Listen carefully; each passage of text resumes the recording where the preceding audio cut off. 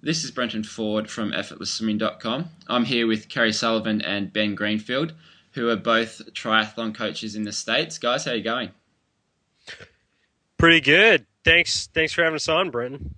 My pleasure. Yeah, doing good, Brent. It's good to hear. So what time is it over there in the States? It is where I'm on the East Coast, so it's about 6:15 in the evening for me on a Wednesday. Which would put me at 3. I can do that without even looking at my watch. How cool is that? Sounds good. Well, He counts on his hands though. well, it's bright and early here in Australia, and just got up nice and early for a coaching session. So, yeah, well, how first we'll go into what's the background of you guys? How'd you get involved with triathlons and swimming, and what led you guys to becoming coaches and such experts? You can go first, Kerry.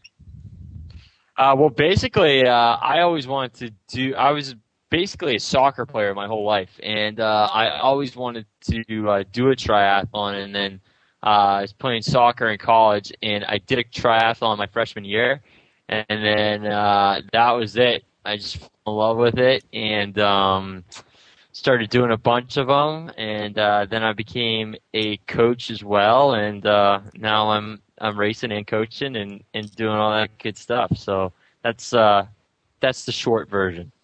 Yeah, and soccer kind of sucks. I was a tennis player my whole life, and I became a triathlete in college while I was studying for a master's degree in sports science. Picked up triathlon as a way to use myself as kind of a guinea pig for all the cool exercise science material I was learning. And yeah, basically been a sports nutritionist and coach ever since. Sounds good. So what's so good about triathlons? Why do you think it's such a popular sport these days?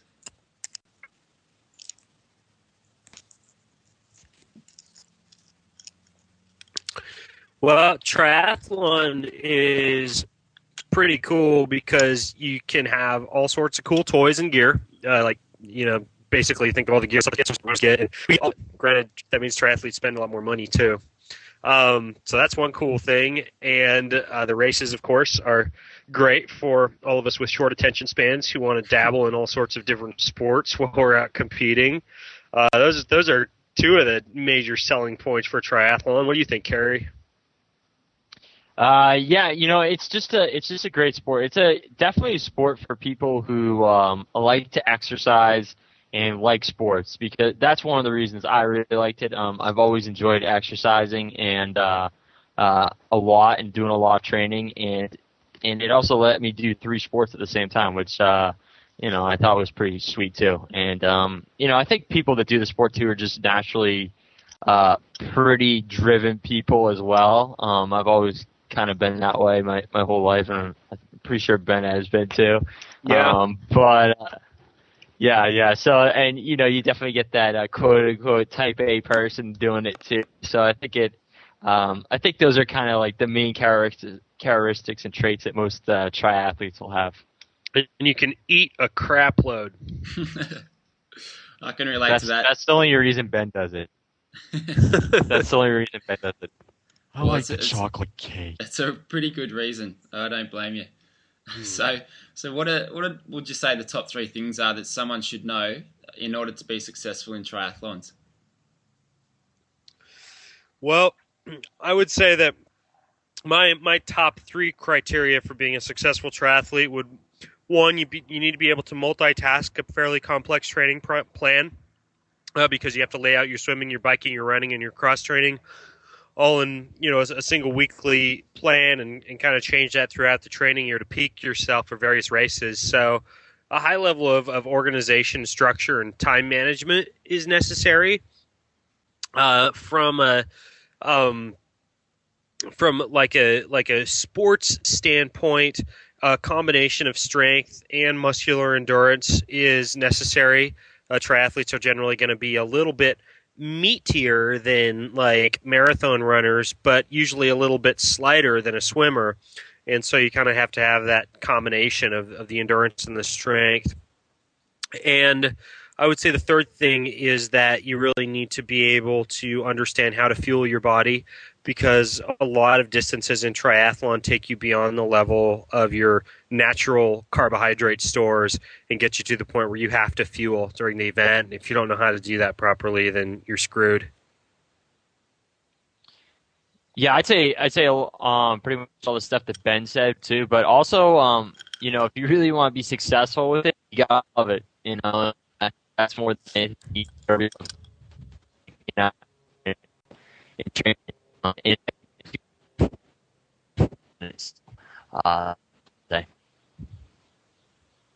Yeah, awesome. Kerry, I think you're cutting out a bit. Ben, can you hear Kerry all right? Yeah, Kerry cut out a bit in his response to that question, but basically he was just saying that you got to have a passion for it. You got to really love it. Yeah, absolutely. Yeah. Absolutely. So what would you say the best way to get started is? If you're brand new, you're a beginner, how would you get started in becoming a triathlete? The way that I did it and the way that I would recommend people do it is you find mentors, you find a group, you find a club in your area, and you start finding out when their workouts are, when their social events are. Hanging out with triathletes and training with triathletes, just like about any sport, is going to be far more effective than just say, sitting poolside, reading out of a book, trying to figure out how to be a triathlete. Basically, getting involved with people. And I mean, if you're limited in terms of what you have access to, the internet counts for clubs and groups. There's a lot of support on the internet as well. A lot of forums where people are talking about their workouts, posting their workouts, showing technique videos, talking about what they do, and that's another great resource. So, finding people to connect with who are already in the sport, who already understand it, who have already made the mistakes is really important. Yeah, I'd say what Ben was saying, definitely get in some good groups for sure, and just really be proactive about what you're learning about the sport and how to get into it. Those people that are more proactive, that are reading the books, that are on the websites, seeking advice from different coaches are going to be really valuable. And I'd also say too that one of the biggest mistakes I see triathletes make, and it's a common one to make, is they go and train with triathletes a lot. And I suggest, if you really want to get good at the sport, training with swimmers, cycle with cyclists, and run with runners. Those guys are going to be the people that are going to really teach you how to master each sport. Definitely, that's good advice.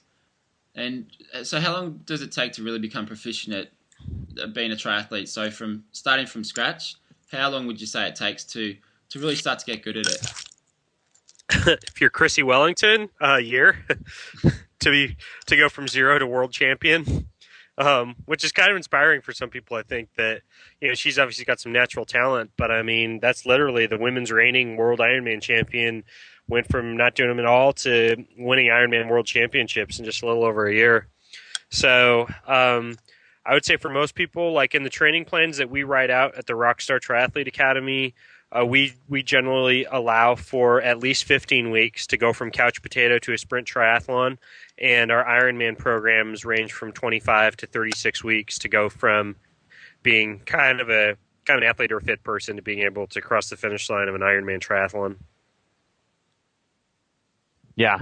I definitely agree with what Ben was saying there for sure as well. And so, will your methods work with anyone in any area? Well, I suppose if you had no arms and no legs, you'd probably be limited and might need to go beyond our training plans. But like the way that we structure them, we have sprint, intermediate, and advanced programs for each level. So when we wrote those, we kind of take into account that maybe the complete beginner is going to be able to handle, say, like one cross-training session a week, a couple swims, a couple bike rides, and a couple runs, whereas the advanced triathlete might be able to do 3 swims, 3 bikes, 3 runs, a couple of core training sessions. And so we adjust the intensity, volume, and the frequency based on what somebody is able to do. But Kerry, I'd be interested to hear your thoughts on this, but everybody I've always coached, I encourage to at least do 2 swims, 2 rides, and 2 runs a week minimum. Yeah, definitely. I think the more I'm a really big fan of getting frequency in, especially on whatever your weakest leg of the race is going to be. So in most cases, that's going to be the swim for triathletes. So I really encourage people to get into the pool as much as possible if that's the case, even if it's doing 15 minutes of drills. I like to see people get in the pool. You know, at least bare minimum 3 times a week, but usually I try to get people in there at least 4 times a week because it's probably the most skill-oriented sport of the three involved is triathlon. But basically with any one of the sports where you're trying to build yourself again, I think frequency is really important. Yeah, you've got to be consistent with your training, definitely. And with swimming, I like to say that if you do 3 sessions a week, you'll be able to maintain where you're at. If you're doing any more than 3, then that's where you start to improve. Just because if you're not in enough, then you tend to lose feel of the water, and that's really important when it comes to swimming. So Yeah. Can you provide some? Oh, sorry. Yeah, and that's something you'll learn if you swim with swimmers. You you got to basically swim every day to really get strong. So yeah. Yeah, and it's an interesting point because one of the things that we do is for the last, depending on the length of the event, for the last week to 3 weeks leading up to the event, you go from being in the water 2 to 3 times to being in the water 5 times to almost every day. Yeah, and that's going to help you, especially 2 or 3 weeks out from a race. Like if you just in the water, getting a feel for it, then then it kind of makes up for if you've missed a few weeks of training. So that's that's a good point. So can you provide some real life examples of other people who have followed your advice? Some examples of people who have followed our advice or our training plans? Yeah, in the training plans from the Rockstar Academy. Oh yeah, definitely.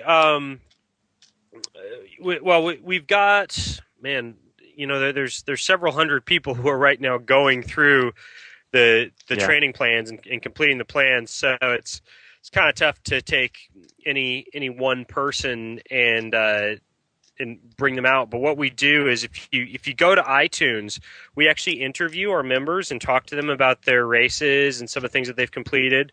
And we do what's called a Gold Wings call every month with at least one member. And that's a free podcast that we have on iTunes. If you just go to iTunes and do search for Rockstar Triathlete, that's one of the ways that you can kind of listen in to some of our members and their success stories and what they've done. Awesome. Yeah, absolutely. So we get a bunch of people in there, and then obviously both Ben and I have coached a lot of people personally too. So we've got a fair bit of experience between the two of us. Yeah, awesome. So if you had to give one secret about triathlons, what would it be? I'm putting you on the spot here. If we had to give one what? One secret. One secret. I would say that I know I'm going to say something I know Kerry's going to vehemently disagree with just to annoy him. But my secret is my CompuTrainer, my indoor trainer. Kerry, being from a fair weather state, doesn't have as much of a need for one as me, but I have an indoor trainer that I'll continue to do sessions on once a week, even when the weather's nice outside, just because I find that cycling on an indoor trainer, a lot of the distractions that you get when you're training outdoors, such as stoplights and traffic, and you can get a really high quality session in. I can simulate like a 2.5 hour ride with a 1 hour workout on an indoor trainer, and it really can be a time saver and also really help with your sports skill in cycling. Yeah, actually, you know what? I actually don't have any problems with the CompuTrainer. I think it's a great tool. It's a really good way to get a great quality workout in. I just love being outside, so I never train inside. But I'd say the number one thing is love it. If you're not gonna enjoy it, you're not gonna have fun. Don't do it. Forget it. There's no point. Life's too short. Yeah, that's right. Good stuff. Well, what are some of the common problems that people experience, and what are some of the sort of biggest mistakes that you find people are making with triathlons and swimming in particular? Well, with swimming, I would definitely say that the frequency point that we already touched on would be one issue. Another issue is swimming for fitness before swimming for form. I get so many questions from athletes that we work with who want to know, how hard to go, how they should be timing their hundreds, how long they should be resting after their tempo sets, when really more of the questions coming across your brain, especially when you're getting into triathlon and swimming in general, is all form related and efficiency related, and form always trumps fitness, especially when it comes to swimming. Triathletes are people that tend to overtrain anyways and work too hard. And for triathletes, focusing on skill and efficiency prior to leaping into hardcore fitness, I think, is paramount. Yeah, I think not only with the swimming with technique, but I also think the technique on the bike and running as well is really overlooked by triathletes, and most triathletes or most people in general think, there's no technique to running, you just run. But there's also a lot of technique involved with that if you really want to take your running to the next level. And also, if you got good technique with running, you're going to avoid a lot of injuries and other issues that may arise from doing a lot of miles and things. So I'd say with all three, definitely knowing some technique for sure. Yeah, technique's a big one. I too often see, you get swimmers come to the training sessions, and rather than focus on technique, they'll just want to push it as hard as they can and just let technique go out the window. So I like to get people to train for 4 or 5 weeks, get their technique right, and then you can start to build up the pace and increase the distance. Because with that good technique as a good base, then you'll be way ahead of those guys who just jump in and absolutely kill themselves in the water without having good technique. So, all right, well, that's all good. Thanks for the interview, guys. Yep, and that's why the little 12-year-old girls on swim team can beat me.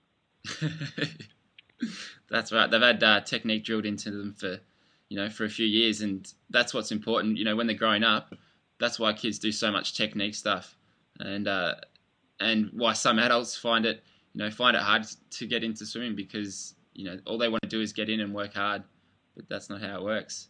So where can people go to find out some more information about what you guys are doing and the type of training programs that you've got? They should go to Rockstar Triathlete Academy.com. If you go there, they can sign up and they can get all kinds of free tips, and we'll send them all kinds of stuff about the Rockstar Triathlete Academy as well. Yeah, basically, Kerry and I have shot a bunch of training videos. We have a ton of podcasts that we've done with pro triathletes and nutritionists and coaches, and kind of put all those for free over at the RockstarTriathleteAcademy.com. So, or not the RockstarTriathleteAcademy.com, but RockstarTriathleteAcademy.com, and that's a good place to go to check out all of that you can get delivered for free. Awesome. Well, I'll put a link at the bottom of this blog post as well, so people can find it easily. So, thanks very much.